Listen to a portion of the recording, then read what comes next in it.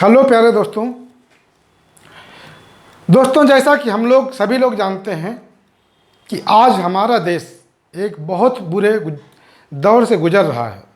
हम लोग कोरोना नाम की महामारी से जूझ रहे हैं। इस कोरोना महामारी ने न जाने कितने लोगों को, न जाने कितने परिवारों को उजाड़ दिया, न जाने कितने लोगों की ज़िंदगियां छीन ली, न जाने कितने लोग, करोड़ों लोग बेरोजगार हो गए, उनकी रोजी रोटी छिन गई। अब न सिर्फ भारत में बल्कि पूरे विश्व में, पूरे दुनिया भर में इस कोरोना ने तांडव मचाया। लेकिन भगवान की दुआ से, ऊपर वाले की दुआ से धीरे धीरे हम इस महामारी से उबर पाने में सक्षम होंगे, ये हमें दृढ़ विश्वास है। दोस्तों, आज हम बात भारत और चाइना की करने वाले हैं। अक्सर हम भारतवासी अपनी तुलना, अपने देश की तुलना अपने पड़ोसी मुल्क चाइना से करते हैं। हम लोग ये सोचते हैं कि भारत ज़्यादा शक्तिशाली है कि चाइना ज़्यादा शक्तिशाली है, भारत ज़्यादा संपन्न है कि चाइना ज़्यादा संपन्न है। दोस्तों, आपको एक उदाहरण देता हूँ। अगर कोरोना महामारी से पहले की बात करें, साल 2019 की बात करें, साल 2019 में चाइना की जो जीडीपी थी वो लगभग, आपकी 1046 लाख करोड़ रुपए थी। 1046 लाख करोड़ रुपए इंडियन रुपए में अगर हम लोग बदले तो, या इसको हम लोग अमेरिकन डॉलर में कन्वर्ट करें तो लगभग 14 ट्रिलियन अमेरिकन डॉलर थी चाइना की जीडीपी। और हमारे भारत की जीडीपी मात्र 171 लाख करोड़, यानी कि अगर इसको ट्रिलियन कन्वर्ट करें तो ये लगभग आपकी 2.87 ट्रिलियन अमेरिकन डॉलर आती है। तो सवाल यह है कि आखिर हमारा पड़ोसी देश चाइना जीडीपी में इतना आगे भारत से कैसे पहुंच गया? क्योंकि किसी देश की क्षमता, किसी देश की संपन्नता, या कोई देश कितना शक्तिशाली है, उसका सबसे बड़ा अनुमान उसकी जीडीपी से लगाया जाता है। तो सवाल यह है कि आखिर चाइना हमसे इतना आगे कैसे निकल गया और हम क्यों इतना पीछे रह गए? दोस्तों, वैसे इसके बहुत से कारण हैं, कोई एक कारण नहीं है, लेकिन आज एक जो मुख्य कारण है उस पर हम आपसे बात करना चाहते हैं। दोस्तों, आज चाइना पूरी दुनिया भर में बहुत सारा सामान निर्यात करता है और उसको बहुत सारी कमाई होती है, बहुत पैसा कमाता है वो। लेकिन उसके पीछे वजह क्या है? आखिर चाइना से इस बहुत सारा सामान क्यों निर्यात किया जाता है? क्योंकि चाइना टेक्नोलॉजी के मामले में, हाँ दोस्तों, तकनीक के मामले में चाइना भारत से बहुत आगे निकल गया। आज चाइना में बुलेट ट्रेन होती है, उनका पूरा जाल सा बिछा हुआ है। लेकिन हमारे देश में हम एक बुलेट ट्रेन चलाने में नाकाम हैं, नहीं चला पा रहे हैं।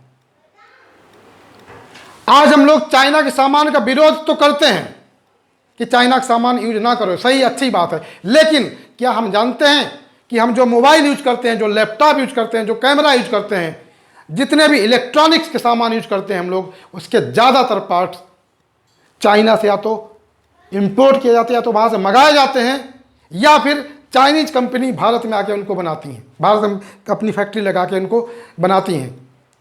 ऐसी कोई भी भारत की कंपनी नहीं है जो 100% मोबाइल को भारत में बनाती हो, ऐसी कोई भारत की कंपनी अभी तक नहीं है। तो आखिर चाइना ही टेक्नोलॉजी में इतने आगे क्यों निकल गया? आज हमें हमारी सेना के लिए अगर अत्याधुनिक हथियार मंगाने हैं, लड़ाकू विमान मंगाने हैं, मिसाइल डिफेंस सिस्टम मंगाना है, या जितने भी आधुनिक हथियार मंगाने हैं, हम दूसरे देशों पर निर्भर रहते हैं। अभी हाल में ही फ्रांस से लड़ाकू विमान मंगाए गए थे, और इन सब के पीछे हमारे देश के महान नेता लोग लाखों करोड़ रुपया खर्च करते हैं। तो क्या दोस्तों, ये जो आधुनिक हथियार हैं या जो नई नई टेक्नोलॉजी है, क्या ये भारत में विकसित नहीं की जा सकती? क्या भारत ऐसा नहीं कर सकता कि भारत अपने यहाँ आधुनिक टेक्नोलॉजी की चीज़ें बना के दूसरे देशों में सप्लाई करे? क्या नहीं हो सकता है? ये हो सकता है दोस्तों। क्या लगता है आपको कि भारत में टैलेंटेड लोगों की कमी है? ऐसा बिल्कुल नहीं है दोस्तों। किसी भी देश की टेक्नोलॉजी को विकसित करने में और आगे बढ़ाने में सबसे बड़ा जो रोल होता है, जो सबसे बड़ा दायित्व होता है, वो होता है हमारे वैज्ञानिक लोगों का। वैज्ञानिक, और उसमें रिसर्च एंड डेवलपमेंट यानी शोध और विकास पे जोर दिया जाता है। लेकिन दुर्भाग्य से हमारे देश में ऐसा नहीं हो पाता है। हमारे देश में टैलेंटेड लोगों की कमी नहीं है दोस्तों। आज दुनिया की दो बड़ी बड़ी कंपनियों के चेयरमैन और सीईओ हमारे देश के नागरिक हैं। दुनिया की सबसे बड़ी सॉफ्टवेयर कंपनी माइक्रोसॉफ्ट के चेयरमैन हमारे भारत के सत्या नाडेला जी हैं, और दुनिया के सबसे बड़े सर्च इंजन गूगल के सीईओ हमारे देश के सुंदर पिचई जी हैं। तो भारत में टैलेंटेड लोगों की कमी नहीं है, लेकिन दुर्भाग्य से हमारे नेता लोग जो ज़्यादातर या तो कम पढ़े लिखे तो या अनपढ़ होते हैं, गंवार होते हैं, वो हमारे वैज्ञानिक लोगों को कदर नहीं करते, हमारे टैलेंटेड लोगों की कदर नहीं करते। हमारे यहाँ टैलेंटेड लोगों की कदर नहीं होती है, और ज़्यादातर टैलेंटेड लोग कभी अमेरिका चले जाते हैं, कहीं ब्रिटेन चले जाते हैं, कोई जर्मनी चला जाता है, लेकिन हमारे देश में नहीं रुकते वो, क्योंकि यहाँ पर उनकी कदर नहीं होती है। दोस्तों, अगर एक नेता एक बार विधायक बन जाए, 5 साल के लिए विधायक रह जाए वो, तो 5 साल में उसकी संपत्ति 20 से 50 करोड़ या उससे ज़्यादा हो जाती है। कहाँ से हो जाती है उसकी संपत्ति?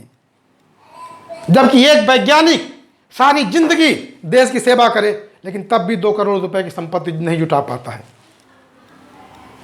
ऐसा क्यों है? क्योंकि हमारे देश के जो महान नेता हैं, ये अपनी कुर्सी बचाने के लिए, अपने आप को सत्ता में बने रहने के लिए हजारों लाखों करोड़ रुपया चुनावी रैलियों में खर्च कर देंगे, अपनी सरकार के प्रचार में खर्च कर देंगे, काम नहीं करेंगे, झूठे वादे कर करके लोगों को गुमराह करेंगे। लेकिन वैज्ञानिक रिसर्च में पैसा नहीं खर्च करेंगे।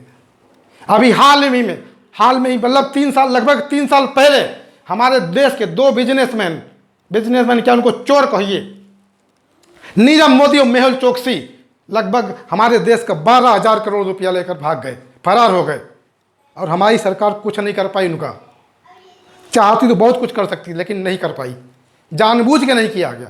आपको पता कि 12,000 करोड़ रुपया कितना हुआ?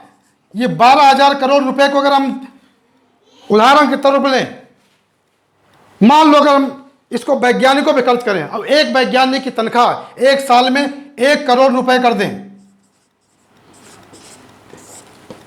और ऐसे 100 वैज्ञानिक ले लें, तो 100 वैज्ञानिक की तनख्वाह अगर हम लोग 1 साल में 1 करोड़ रुपए करें, तो 100 वैज्ञानिक 120 साल तक काम कर सकते हैं इस 12,000 करोड़ रुपए में। इतना पैसा हुआ 12,000 करोड़ रुपए। लेकिन नहीं, पैसा डूबता है तो डूब जाए, और ये 12,000 करोड़ रुपए लेके कोई वो ऐसे नहीं भाग गए। हमारे देश के नेताओं की बिना मदद के नहीं भाग सकते वो। आज हमारे देश में कारपोरेट कंपनियां हजारों लाखों करोड़ का लोन लेती है, बैंकों को लोन नहीं चुकाती हैं। आज हमारे देश का एनपीए लाखों करोड़ रुपए एनपीए पहुंच गया है। कारपोरेट ने लोन ले लिया लेकिन चुकाया नहीं, और वो लोन माफ कर दिया गया, उसको एनपीए बना दिया गया। पैसा किसका था? हम देशवासियों का, हम भारतवासियों को, जो टैक्स पेयर है, उनका पैसा था। अब वो लाखों करोड़ रुपया डूब गया, उनको माफ कर दिया गया कारपोरेट का। क्यों? क्योंकि नेताओं को उसके बदले में पैसे मिले होंगे, इसलिए। तो दोस्तों, मैं आपसे ये कहना चाहता हूं कि अगर हमें अपने देश को आगे बढ़ाना है, तो हमें सबको एकजुट होना पड़ेगा। एक प्रतिज्ञा करनी होगी कि हम किसी भी ऐसे नेता को वोट नहीं देंगे जो आपराधिक छवि का हो या जो अनपढ़ हो, जिसके अंदर टैलेंट ना हो, जिसके अंदर नेता बनने की क्षमता ना हो, हम उसको वोट नहीं देंगे। हम सिर्फ ऐसे नेताओं को चुनेंगे जो पढ़े लिखे हों और जिनके अंदर देशभक्ति की भावना हो और जो ईमानदारी से हमारे देश के विकास में सहयोग कर सकें। हम उन्हीं को अपना नेता चुनेंगे, आपराधिक छवि और कम पढ़े लिखे गवार नेताओं को नहीं चुनेंगे। आज हमें प्रतिज्ञा करनी होगी कि नहीं चाहिए हमें ऐसा नेता, नहीं चाहिए हमें ऐसा नेता जो हमारे देश को कोरोना महामारी में जूझता छोड़कर चुनावी रैलियां करता घूमे। हमको ये सलाह दे कि दो गज की दूरी रखो और खुद जाके लाखों करोड़ों लोगों की रैलियों में जाके घूमे। नहीं चाहिए हमें ऐसे नेता जो बातें तो बहुत बड़ी बड़ी करे लेकिन काम सिर्फ नाम मात्र करे। नहीं चाहिए हमें ऐसे नेता जो हमारे देश की संपत्ति को बेचने पर आमदा हो जाए।